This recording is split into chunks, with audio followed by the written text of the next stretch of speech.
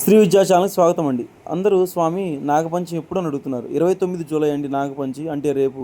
అయితే ఈ నాగపంచమి రోజు పూజ ఎలా చేయాలి, నైవేద్యం ఎలా పెట్టాలని అడుగుతున్నారు.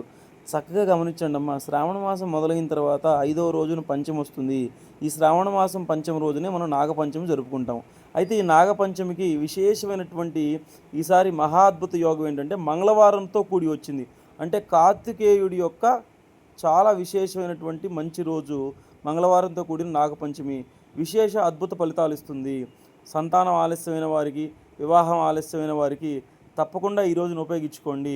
మీకు కుదిరినట్టయితే ఈరోజు సాయంత్రం కానీ రేపు ఉదయం కానీ ఒక చిన్న వెండి పడిగను తీసుకొచ్చుకొని చక్కగా ఆ వెండి పడిగను పూజించి చక్కగా నేను ఇచ్చిన మంత్రాన్ని చదివి ఆ వెండి పడిగను రేపు శివాలయంలో హుండీలో సమర్పించండి.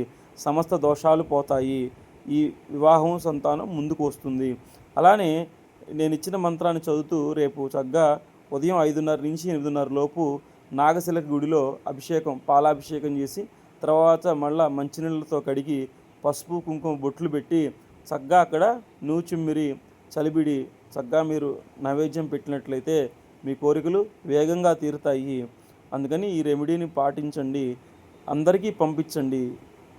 ఈ పరిహారాన్ని ఎవరైతే ఇబ్బందుల్లో ఉన్నారో సంతాన సమస్యలు, వివాహ సమస్యలకి రేపు అద్భుతమైనటువంటి మంగళవారం కాబట్టి ఉపయోగించుకోండి. మన ఛానల్ సబ్స్క్రైబ్ చేయండి. ఇంకా విశేషమైనవి రాబోతున్నాయి. నేను మంత్రం పంపిస్తున్నాను, ఆ మంత్రం సేవ్ చేసుకోండి. జై బాలా త్రిపుర సుందరి. సబ్స్క్రైబ్ చేయండి.